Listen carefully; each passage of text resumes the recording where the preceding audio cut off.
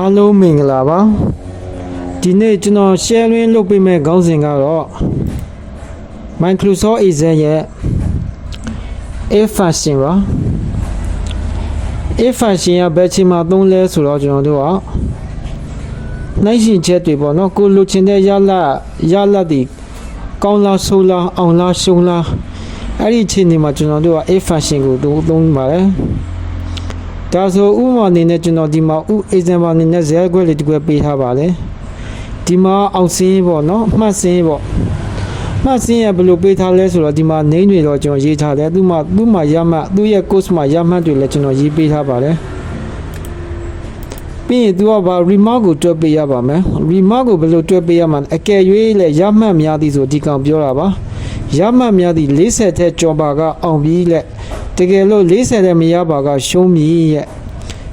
သူရဲ့ရမှတ်အကုန်လုံးက40တဲ့ကျော်ရင်တော့သူအောင်ပါမယ်တကယ်လို့မရ40တဲ့မကျော်ဘူးဆိုရင်တော့ကျွန်တော်တို့ကရှုံးပါမယ်ဒါဆိုဒီကောင်ကိုကျွန်တော်တို့ကဘယ်လိုတွက်လဲဆိုတော့ if function နဲ့တွက်ပေးပါမယ်ဟုတ်ပြီနော် if function နဲ့ကျွန်တော်တို့ကချိန်တွေနှိုင်းယှဉ်ပေးရမှာပေါ့နော် if function ကသူကကြီးလားသူကငယ်လားပေါ့နော်အဲ့လိုပုံစံမျိုးပေါ့ Excel မေးပြီးတော့ကျွန်တော်တို့ကတွက်ရမှာပေါ့နော်ဒါဆိုကျွန်တော်တို့က if function နဲ့ဘယ်လိုတွက်မလဲဆိုတော့ formula လေးချကြည့်အောင် equal to f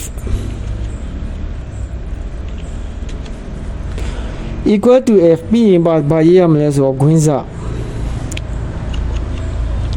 သူကဘာပေါ်လဲဆိုတော့ logical test value a to တန်ဖိုးသည်မှန်လား value a false တန်ဖိုးသည်မှားလားဆိုဟုတ်ပြီเนาะကျွန်တော်တို့ကဒီမှာတန်ဖိုးတွေပေးထားတယ်မှန်တန်ဖိုးကသူက40တဲ့ကြီးလား40တဲ့ငယ်လားပေါ့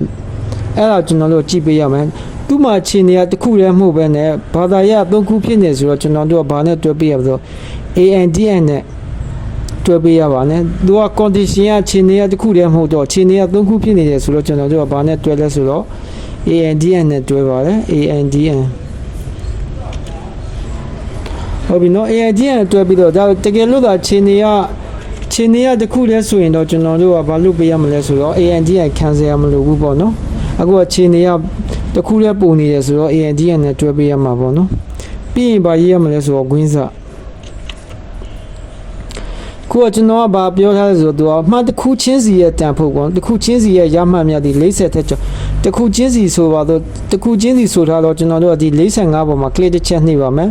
သူနဲ့ column number row number ကတော့ဘယ်မှာရှိလဲဆို C4 မှာရှိပါတယ်ဒါပေမဲ့ကိုကကျွန်တော်အဲ့တော့မရေးပါဘူး mouse နဲ့ click ချက်နှိပ်ပါမယ်ပြီးရင်သူကထက်ကျော်ပါကလို့ပါတယ်ဆိုတော့ကျွန်တော်တို့ကဘာထည့်မလဲဆိုတော့ greater than ထည့်ရပါမယ် greater than 40ကောမခံရပါမယ်ပြီးရလဲကျွန်တော်နောက်တစ်ခုနှိုင်းရှင်ပါမယ်ပြီးရင် greater than ထည့်ရပါမယ်40ရေးရပါမယ်ပြီးရင်ကောမခံရပါမယ်ပြီးရင်နောက်တစ်ခုရေးရပါမယ်ပြီးရင် greater than ထည့်ရပါမယ်40ထည့်ရပါမယ်ဒါဆိုသူနှိုင်းရှင်တဲ့ condition 3ခုကပြီးသွားပါပြီဆိုရင်ကျွန်တော်တို့က green ပေးရအောင်green နောက်ကကျွန်တော်တို့ကတစ်ဖြတ်ပြီးသွားပြီဆိုတော့ကျွန်တော်က comma လေးခံဖို့ရေးပေးတာပဲကျွန်တော်တို့ကနောက်ကဘာရေးမလဲဆိုတော့စာရေးပါမယ်ဘာစာတော့ pass and fail ကိုရေးပေးပါမယ်ဒါဆို open inverted comma လေးကုတ်ပေးပါမယ် pass လို့ရေးပေးပါမယ် close inverted comma လေးလုပ်ပေးပါမယ်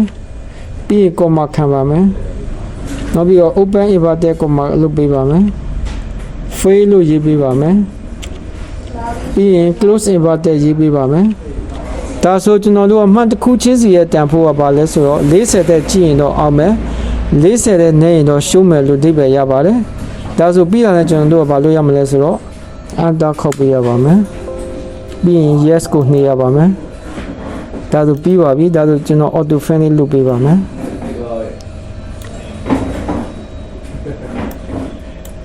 ဒါဆိုကျွန်တော်ကဒီမှာရှုံးတဲ့သူကဘာဖြစ်လို့ရှုံးတာလဲဆိုဒီမှာ38မှတ်ရနေလို့ပါဒီမှာ35မှတ်ရနေလို့ပါဒါဆိုကျွန်တော်တို့ကကဲရဲ့ကိုယ့်ရဲ့မှတ်စင်းကိုဘယ်လိုအောင်လားရှိုးလားတွက်ချက်ချင်တယ်ဆိုရင်ဒီလိုနည်းနဲ့တွက်ပဲဆိုရင်ခြေတူတွင်းနေပြီးသွားပါလိမ့်မယ်ဒါဆိုဒီနေ့ sharing လုပ်ပေးတဲ့ဟာအားလုံးကြိုးကျေးဇူးရလိမ့်မယ်လို့မျှော်လင့်ပါတယ်အားလုံးကျေးဇူးတင်ပါတယ်